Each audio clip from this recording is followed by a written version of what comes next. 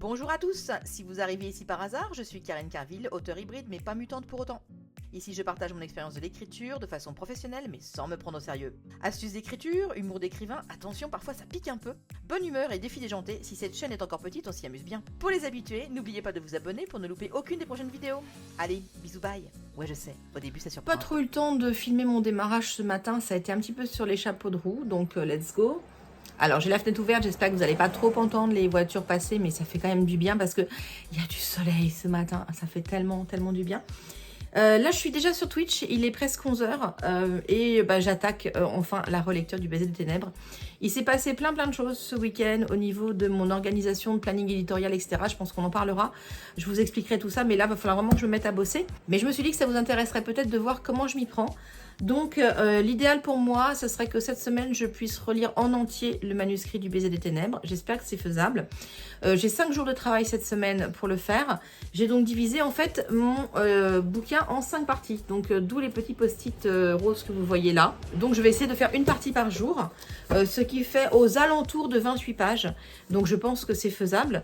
Et ça devrait me permettre d'avoir aussi du temps dans la journée pour monter le budget de la prochaine campagne Ulule qui ne sera pas finalement celle de l'ordre et de la chasse. Et ça, c'est un switch qui s'est passé ce week-end et je vous raconterai ça un petit peu plus tard quand je serai sur la campagne. Et puis en même temps, je voudrais continuer d'avancer sur le remaniement de ma formation plan en version 2. Donc voilà, donc j'ai pas mal de choses à faire, on va dire. Donc on attaque et il me reste 1h17 de travail sur Twitch avec vous. Donc c'est parti. Fais pas gaffe à l'emballage système D. Ouais, non, mais c'est t'inquiète, c'est pas un problème. Donc voilà, donc alors, déjà merci. Je sais absolument pas ce qu'il y a là-dedans. Mais je suis ravie d'avance. Arrête de me faire des cadeaux. Tu me fais beaucoup de cadeaux souvent, Émilie. Et souvent, ça me gêne, en fait. Parce que je me dis, j'ai rien fait pour mériter ça, en fait. Enfin, oui, un petit colis. Vous êtes absolument adorable, en fait. Donc, voilà. Alors, attendez, je vais baisser un peu la caméra. Bah, écoute, on va l'ouvrir ensemble, du coup. Pour voir ce qu'il y a dedans. C'est un colissimo. Voilà. Bon. Hop. Emballage, tout ça. J'ai l'impression que ça sent bon, en plus. C'est quoi? C'est trop chaud. Mais il y a plein de trucs. Mais faut pas m'offrir des trucs comme ça. Alors, il y a une enveloppe. Attends, on va sortir les choses, en fait. Il y a une enveloppe. Il y a un comptoir du thé, un thé vert. Oh, pêche abricot. Je vous voyez rarement boire du thé parce que c'est pas mon truc où je suis fan. Mais pêche abricot, là, t'es tombé juste. Et il y a un autre truc, attends, qui a l'air trop chou. Mais qui a l'air tellement mignon, c'est quoi ça? C'est un mouton. Et il y a 2 trucs dedans. Tu m'as envoyé des douceurs. Le vrai mouton est dans le jardin. Oh my god. Je crois pas l'avoir dit ici, mais mon doudou, c'est aussi un mouton. Ah, alors moi, j'avoue que depuis que j'ai Sephiroth en doudou, voilà, c'est absolument terrible. Alors, on va ouvrir la douceur d'abord, parce que c'est bientôt l'heure de manger, donc c'est le pouvoir. Ça se trouve, ce sera peut-être mon petit dessert.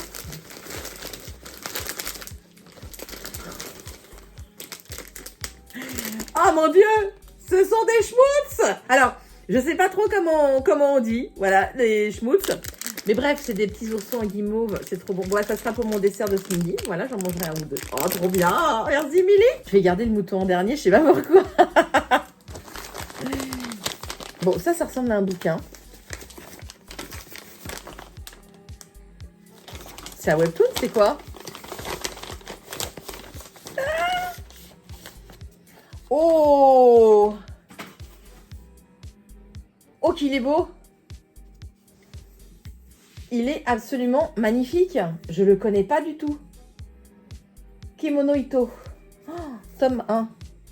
Donc, un manga. J'ai une dédicace du mangaka. C'est trop bien. C'est mon premier manga dédicacé. Je crois que je n'en ai aucun autre. Qu'est-ce que tu as mis là-dedans? Alors, visiblement, il y a un truc qui est emballé. Je sens que c'est encore un truc à manger, ça. Oh mon Dieu, c'est la même collection que Sephiroth. Oh, t'abuses tellement. Il y a... Ça fait peur, vous voyez. Alors ça c'est la pluche de l'enfer. Il y a des notes de musique sur son poitrail. Ça veut dire que potentiellement... Ah, il y a les chiens qui arrivent.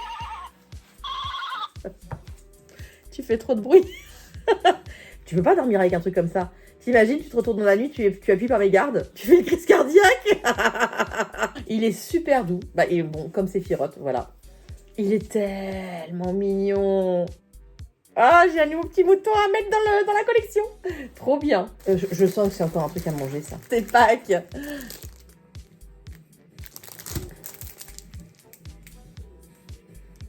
J'adore la carte de visite en chocolat.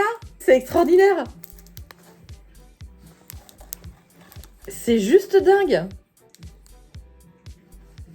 Cette carte de visite qui est en chocolat. Bon, on va se dépêcher de prendre le vélo et d'y aller parce que là, je le sens mal. J'ai une petite enveloppe à poster. En plus, c'est vachement important parce que c'est mon inscription pour le marché de Noël de Longeville-sur-Mer de l'année prochaine. Ouais, on est au mois d'avril et c'est déjà maintenant qu'on fait les inscriptions au marché de Noël. Donc voilà, donc faut pas traîner. Comme de toute façon, la boîte aux lettres, elle est au Super U. J'ai 2 petits trucs à acheter, donc je vais en profiter en même temps pour faire mes 2 petites courses. Que serait la Vendée sans le vent? Mission accomplie pour la première journée. La première partie est corrigée. Je redécouvre l'histoire. C'est un truc de dingue, en fait. Voilà, je me pose plein de questions. Donc, à chaque fois que j'ai des questions, en fait, je les mets dans ce petit carnet. Voilà, je mets des questions que je me pose, où je prends note de choses, où je me dis, tiens, est-ce que tu t'en es servi pour plus tard ou est-ce qu'il n'y a pas quelque chose à faire? Enfin, voilà, je redécouvre certaines choses de l'histoire et ça, c'est bluffant. Contrairement à ce que beaucoup d'entre vous peuvent penser, je ne me souviens pas forcément avec beaucoup de précision les histoires que j'ai écrites. J'ai l'histoire, hein, j'ai le pitch général en tête et je suis capable de vous en parler quand je fais des salons de livres, par exemple.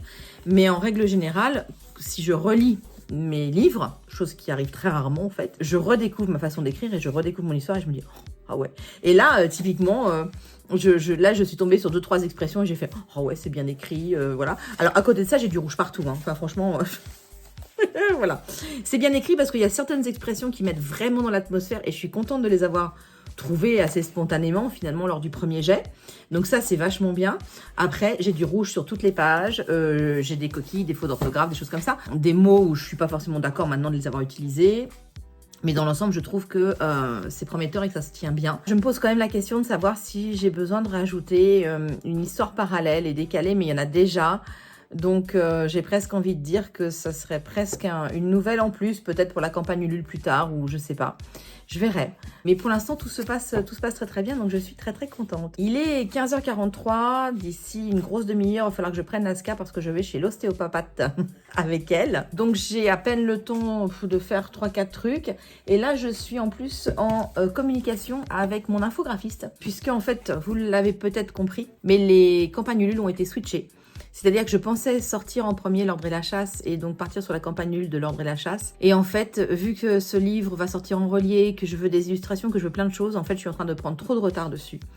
Donc, on a switché et on va sortir en fait en premier la campagne Ulule de Histoire de Palier 2, qui elle va être beaucoup plus simple à préparer. Les textes sont quasiment prêts. Enfin, voilà. Donc là, on est un peu plus avancé sur ce projet-là.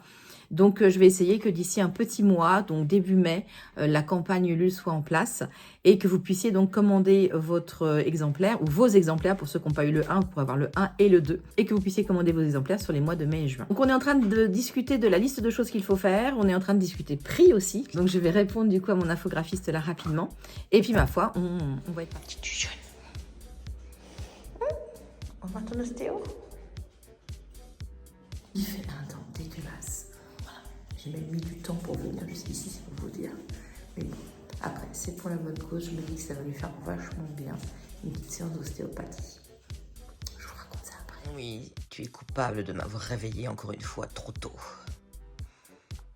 Est-ce que tu te repens?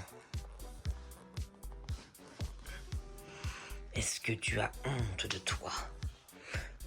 Ah bah c'est un minimum, hein. Franchement, hein.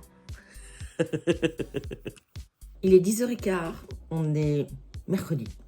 J'ai pas prévu de stream ce matin. Et en fait, je me dis que vu l'heure qu'il est, j'aurais pu finalement lancer un stream sauvage maintenant. Et j'hésite un peu. Parce que je voudrais prendre le temps de corriger la 3e partie du Baiser des Ténèbres. Baiser des Ténèbres. Je l'articule de plus en plus vite, ce truc, c'est l'horreur.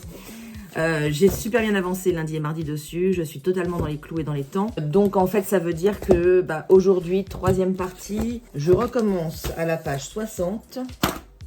Et il faut que j'aille jusqu'à la page 84. Donc j'ai un peu moins à lire aujourd'hui que lundi et mardi, donc ça c'est plutôt cool, j'ai 3-4 pages de moins. Donc je vais m'y mettre et je vais essayer de me le faire d'un coup là, comme ça au moins derrière c'est fait et je suis tranquille. Je prends beaucoup de plaisir à relire ce que j'ai écrit. C'est un truc de fou.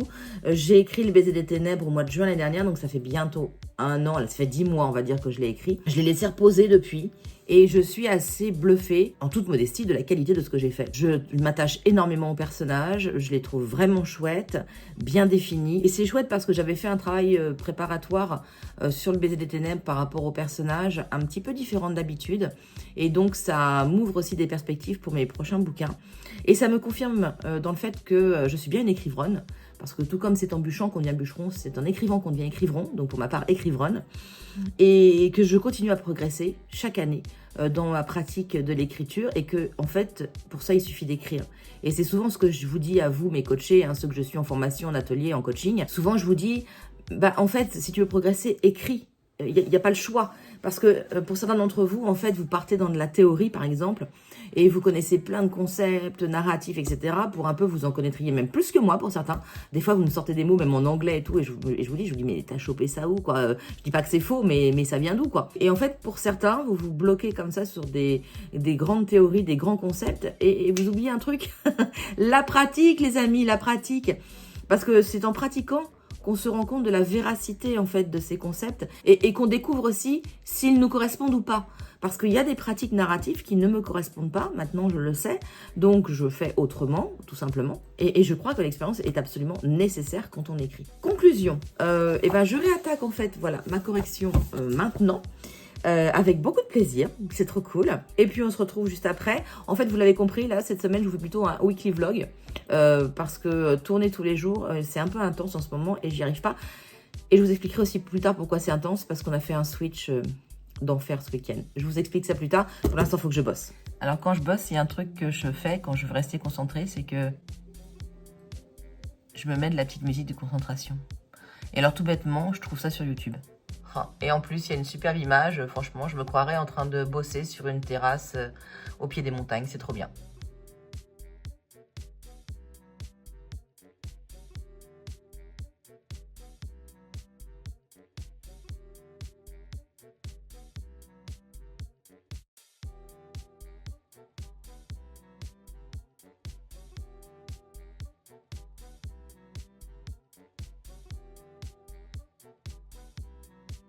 Petite pause, il me reste un tout petit peu à corriger sur le baiser des ténèbres, mais je viens d'avoir mon imprimeur au téléphone, enfin ma commerciale en fait, et du coup je suis toute excitée, parce que ça y est, on est en train de parler des devis pour Histoire de Palier 2, et c'est dingue parce qu'à partir du moment où on commence à parler des devis, il y a quelque chose de réel qui se met en place. C'est-à-dire que tout d'un coup, le livre n'est plus seulement un fantasme et un désir qu'on a de faire ce livre, mais là, ça y est, il y a des chiffres qui tombent, on sait combien on va payer, on sait comment ça va se passer, et du coup, ça prend pied dans la réalité, et c'est vraiment très, très hypant, quoi, voilà, je suis toute contente. Bah donc, je vais attendre cette vie tranquillement, et puis moi, en attendant, il me reste une page et demie à corriger sur le baiser des ténèbres.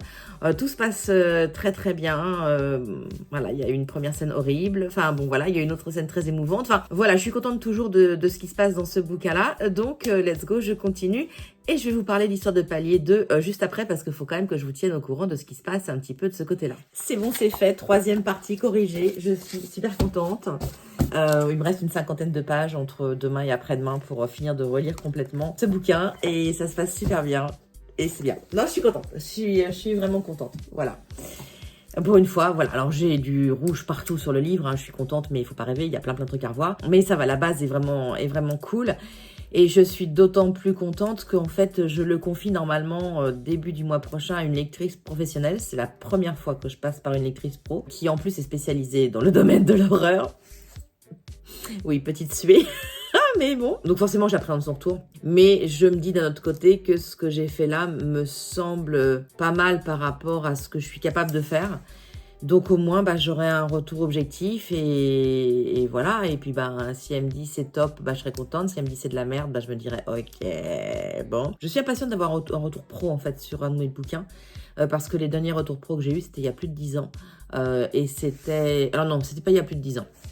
Transparence, j'avais eu un retour professionnel d'éditeur. Mais les retours pro un peu plus nombreux que j'ai eu, c'était il y a une dizaine d'années pour Esteb, avec des éditeurs qui étaient vraiment cool, hein, qu'ils ont fait des retours argumentés, et voilà. Et puis des gros éditeurs, il y avait Gallimard, il y avait Belfond Noir, il y avait des éditeurs assez sympas. Mais en attendant, là, je sais qu'avec la relecture professionnelle, je vais avoir beaucoup plus d'indications sur mes points forts et mes points faibles, ce qui veut dire que je pourrais a priori vachement plus travailler mes points faibles dans les livres qui viennent. Et puis surtout, potentiellement, elle va aussi me donner une liste d'éditeurs qui seraient susceptibles peut-être de prendre le livre si elle juge qu'il est de qualité. C'est intéressant parce que ça me laisse d'autres perspectives, hein. C'est pas parce que je suis auteure indépendante que je suis totalement fermée au milieu de l'édition. Et je suis contente parce que je me dis que je suis dans les délais.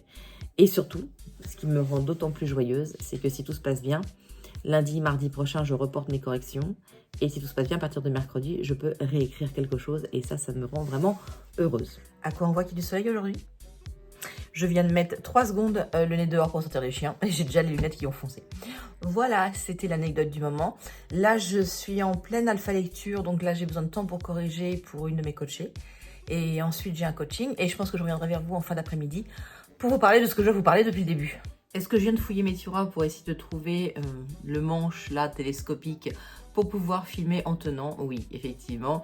Est-ce que je me suis dit, ouais, tu pourrais même peut-être faire ça à vélo? C'est extrêmement casse-gueule, mais bon, j'ai une bonne coque à mon téléphone, donc peut-être.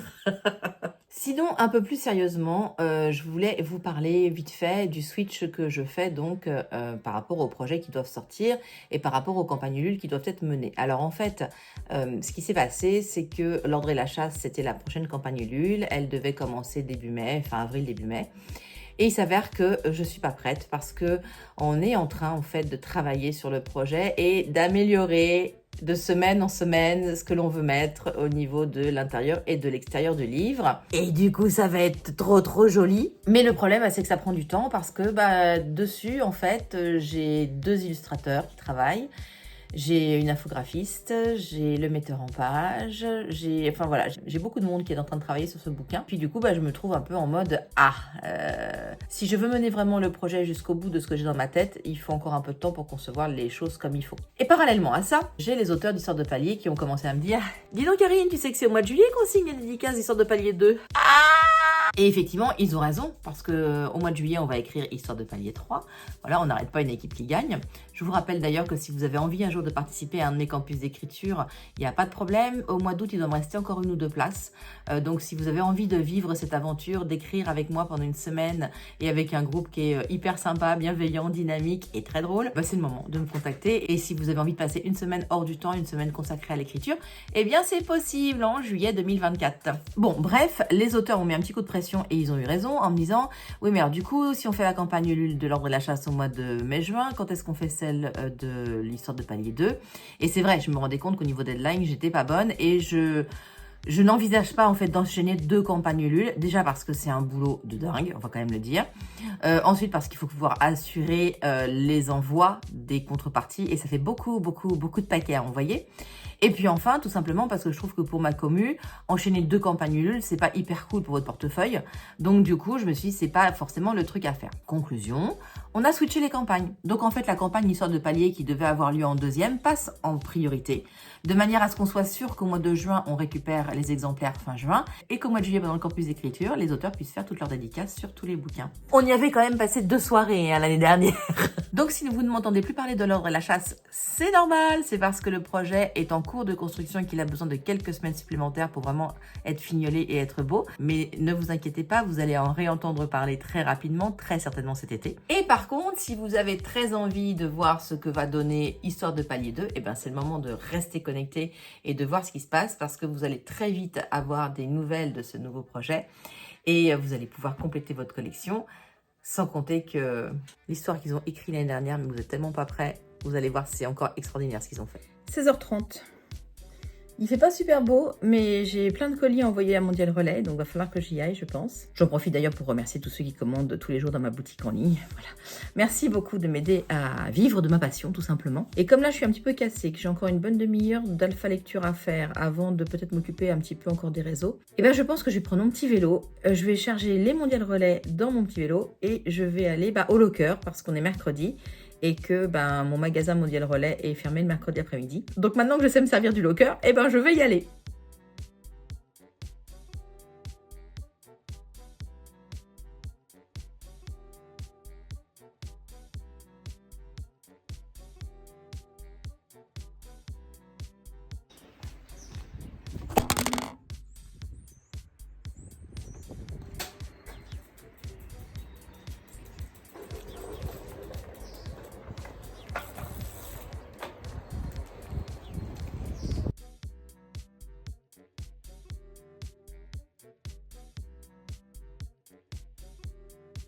Comment je maîtrise le locker maintenant? Mais grave! Alors là, c'est toujours un peu la même question qui se pose. J'ai le Super U qui est juste là. Est-ce que j'ai envie d'aller me balader 10 minutes ou pas? Ouais, quand même. Même si c'est nul de se balader dans un Super U. Mais ça me fera une petite coupure sur ma journée. Vous avez déjà remarqué comme on a toujours besoin de quelque chose? Je suis rentrée dans U juste pour me balader. Voilà. En mode chill, quoi. Et ben, c'est là que j'ai réalisé qu'il me manquait des pommes noisettes pour ce soir. Et puis qu'on n'avait plus de clémentine. Et que je me suis aussi dit que ça faisait longtemps que j'avais pas pris un petit paquet de gâteaux des Princes pour le goûter. Bon, 2 achats sur 3 étaient des achats nécessaires. Les pommes noisettes et les clémentines. Les Princes, on aurait pu s'en passer. Mais voilà. Mais c'est fou quand même quand on y pense.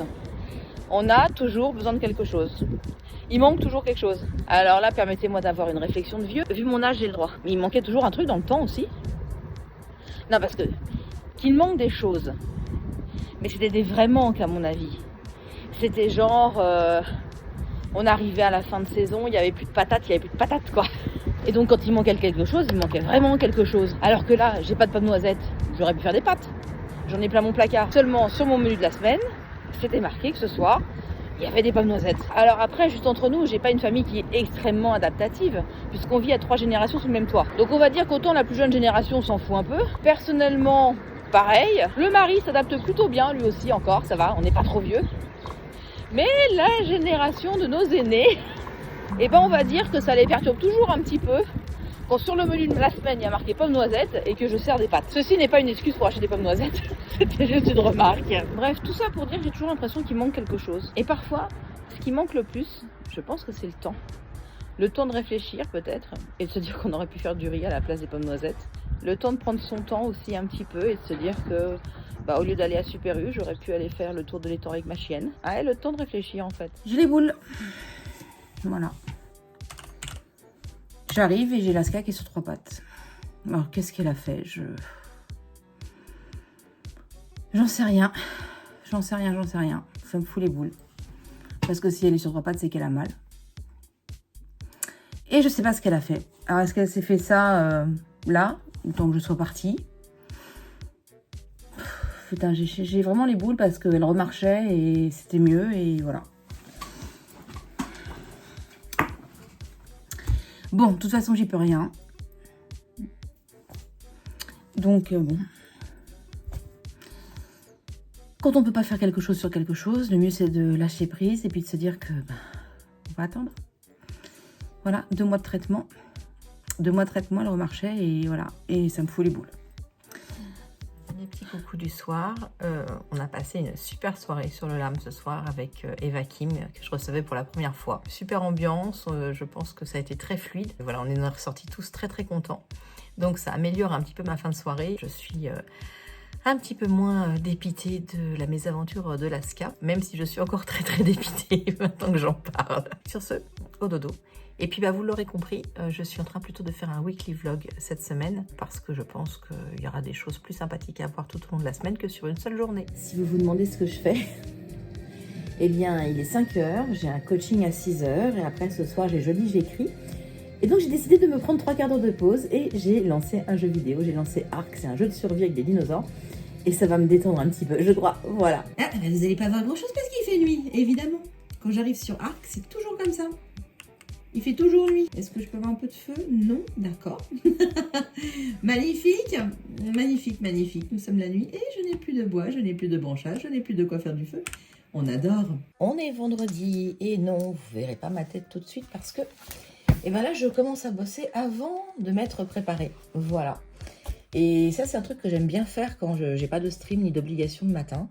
de commencer à bosser vraiment au saut du lit, tranquillou. Et là, aujourd'hui, je finis la correction de la toute dernière partie du baiser de ténèbres. Je suis parfaitement dans les temps. Je suis hyper contente. Donc, let's go, c'est parti. Parce qu'après, il y a plein d'autres trucs à faire aujourd'hui. Mais t'arrêtes, oui. Sinon, si vous vous posez la question, c'était bon et on a bien mangé. Très sympa.